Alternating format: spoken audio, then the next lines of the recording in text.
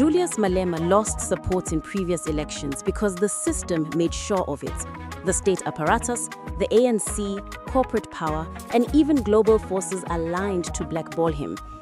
Every time his movement gained traction, scandals resurfaced. Tax cases were dragged into the headlines, corruption allegations were magnified, and his image was shaped as reckless, corrupt, and unelectable. It was never about a fair contest of ideas. It was about making him look like a danger to South Africa's stability. That is why it is so difficult for him ever to become president. This pattern is familiar. When a leader threatens the foundations of power, land ownership, mining wealth, financial systems, and the balance of privilege, they are isolated and discredited. Malema's demands for land expropriation without compensation, the nationalization of mines, and the dismantling of white monopoly capital were never going to be allowed to reach the union buildings. They directly threaten both the post-apartheid economic elite and the global corporations invested in South Africa. From a Pan-Africanist perspective, the way Malema has been handled mirrors how Patrice Lumumba was toppled, how Thomas Sankara was assassinated, and how Robert Mugabe was vilified. Each represented in their own way a black consciousness that refused compromise with the colonial and neo-colonial order. Conspiracy theories that circulate online point to three main forces behind Malema's struggles. First is white monopoly capital, the banks, mining giants, and corporate media. They are accused of funding campaigns to keep Malema's name dirty, ensuring that the middle class and business community view him as a reckless populist. This explains why stories about his expensive lifestyle, his house, or his clothing choices dominate headlines at critical times, while the EFF's economic policies get little airtime. Second is ANC sabotage. Malema's expulsion from the ANC Youth League was not just about discipline, it was a surgical strike. Since then, the conspiracy is that ANC insiders with access to state intelligence have made sure he is boxed in. SARS investigations, endless court cases, and leaked dossiers keep him entangled. Even in coalition negotiations, the ANC and DA, who publicly despise each other, often share the same unwritten rule. Malema must not be allowed into executive government.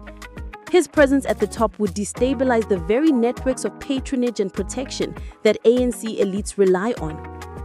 Third is global pressure.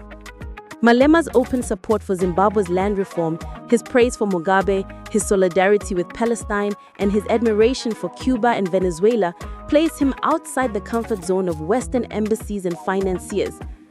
A Malema presidency would shift South Africa from neoliberalism to radical Pan-African socialism, unsettling global markets. According to this theory, international actors quietly nudge South Africa's establishment to contain Malema at all costs. So when elections come, the pattern is predictable. Stadiums fill with red berets, rallies generate energy, but on election day, votes fall short. Why? Because the propaganda machine has done its work. Ordinary middle-class South Africans, black and white, have been conditioned to fear Malema as the man who would destroy the economy. The ANC and DA may be bitter rivals, but they quietly agree that Malema's rise must be kept. Yet here lies the paradox. The very fact that Malema is treated as such a threat proves his power. If he were irrelevant, the system would ignore him. Instead, enormous resources are spent keeping him visible but contained, loud but powerless. He is allowed to shout in parliament but never to govern. He is painted as radical but also corrupted, charismatic but also dangerous. It is a delicate balance. Discredit him enough to stop him from winning, but keep him around as a boogeyman to channel youth frustration away from outright rebellion. From a Pan-Africanist point of view, Malema's difficulties are less about his flaws and more about the fear he provokes. His flaws, fiery rhetoric, occasional contradictions, lifestyle controversies are real, but they are not what make him unelectable. What makes him dangerous to the system is that he has articulated demands that resonate with millions of poor black South Africans, land, wealth, and dignity. He has linked their struggle to the struggles of Zimbabwe, to the unfinished liberation of the continent. That is the threat. This is why many believe he will never be allowed to be president, not because the people do not support his ideas, but because the machinery of politics and capital is aligned against him. He is blackballed, like so many African leaders before him, precisely because he represents the possibility of a rupture with the colonial economic order. He threatens to turn South Africa into a beacon of Pan-African socialism. That is what both local elites and global powers fear. But here is the irony. Even if Malema never sits in the union buildings, his role as a political disruptor has already shifted South Africa's discourse. Land, expropriation, economic freedom were taboo topics before him.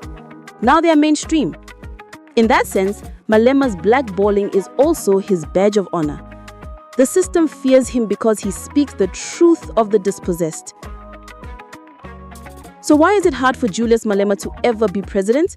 Because he has already been cast in the role of the eternal threat, the man who must always be loud but never allowed power. His story is not of electoral defeats alone.